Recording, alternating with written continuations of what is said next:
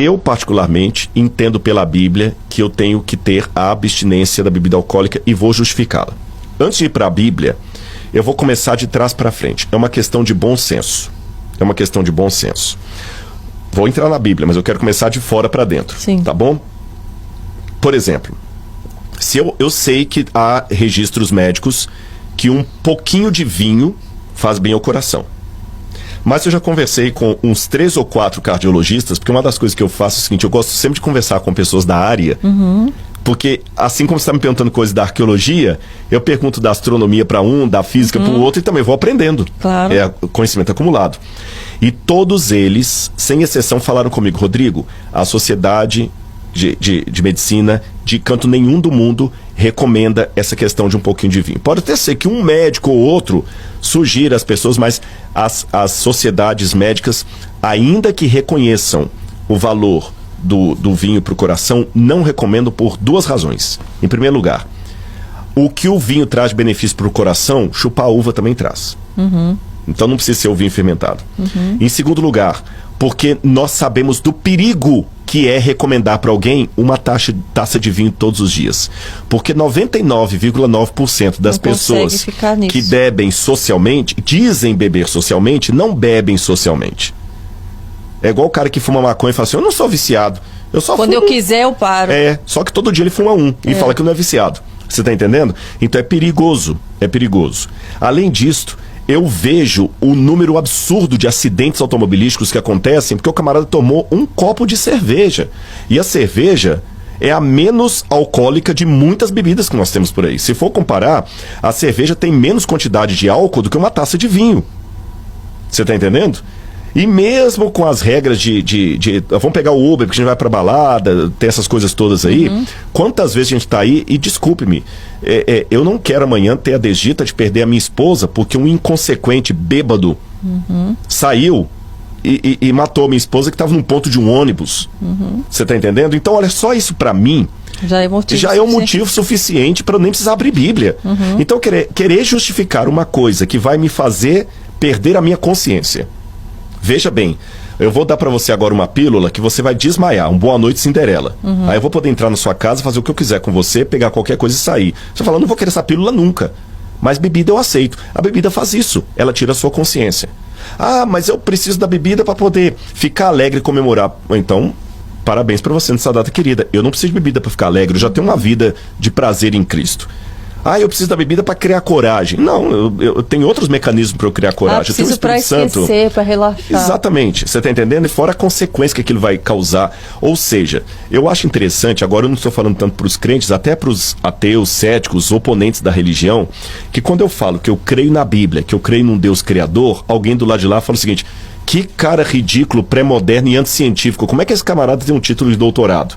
Mas ele fala isso com uma taça de vinho na mão, com uma infinidade de artigos indexados, científicos, falando dos malefícios da bebida alcoólica para o corpo, da cirrose, a hepatite crônica e um monte de outros problemas.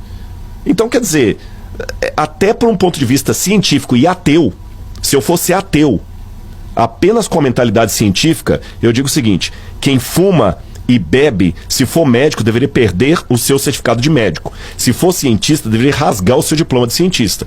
Porque como é que alguém com mentalidade científica, com tantos estudos médicos, provando, não é questão de fé, eu estou sendo aqui bem intelectual, com tantos estudos claros, uma pessoa que se diz racional, continuar bebendo e fumando com tanta coisa da ciência, desculpe-me, você não está muito diferente daquele curandeiro que está com raiz lá ensinando uma coisa que não tem nada a ver.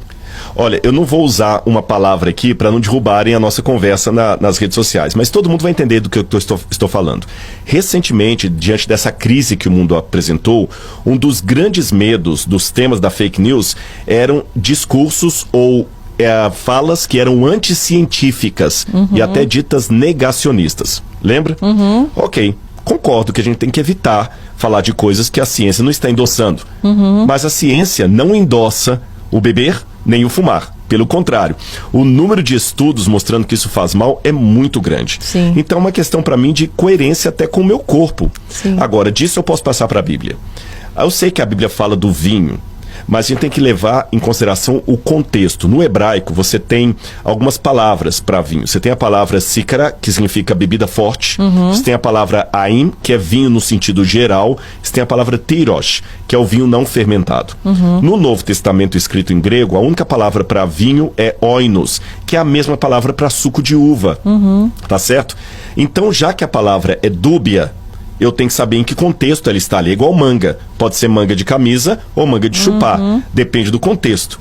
Então, há alguns momentos da Bíblia que está falando do vinho fermentado mesmo. Por exemplo, quando Noé bebeu, embriagou, ficou bêbado ali. Ló também se embriagou. E o milagre de Jesus? Pois é, no caso do milagre de Jesus, eu tenho dificuldade de entender que Jesus ali fez um vinho alcoolizado pelas seguintes razões. Letra A. Todo mundo já estava bebendo vinho desde o início da festa. Todo mundo já estava bebendo vinho desde o início da festa. Se Jesus fosse multiplicar o vinho para dar mais vinho para o pessoal, onde é que está a coerência aí? Mesmo para aqueles que defendem o beber social, beber só um pouquinho. Se é para beber só um pouquinho, Jesus está indo contra isso, porque todo mundo já tinha bebido vinho desde o início. Aí ele faz mais vinho. Além disso aqui, nós sabemos que nas cerimônias religiosas do judaísmo, o fermento não podia fazer parte, porque o fermento era símbolo do pecado.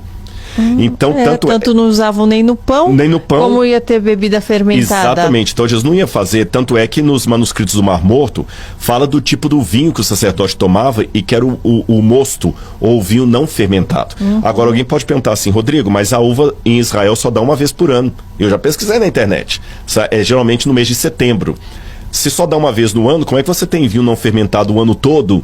Se a vinha vai fermentar, eles não tinham geladeira na época. É simples. Existe, inclusive, receitas que a arqueologia já mostrou que eles faziam vinho de uva passa, para dar, inclusive, para as crianças. E o vinho alcoolizado não era de bom tom nem na sociedade romana. É como a maconha hoje. Muita gente usa, mas não é uma coisa assim tão socialmente aceita. Então, na época greco-romana, o vinho fermentado só tinha uma função, ou duas. Primeiro, esterilizar machucado, ou esterilizar a água na hora de beber. Então, eles pegavam a água e colocavam um pouquinho de vinho para um pote desse tamanho de água, para que aquele vinho pudesse ajudar a purificar a água. Por isso que Paulo falou para Timóteo, não beba água pura, misture um pouco de vinho também por causa das suas dores de estômago. O vinho era para purificar a água.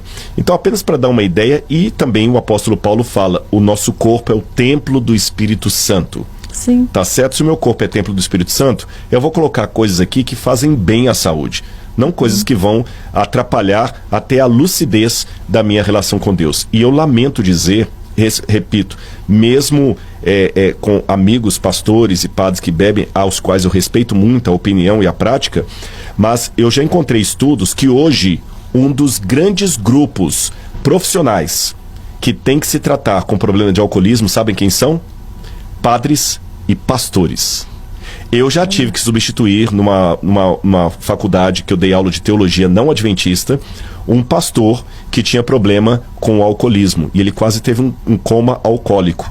E eu algumas vezes tive que substituir a aula dele porque ele não ia dar aula porque estava com problema de alcoolismo, já tinha passado por várias clínicas.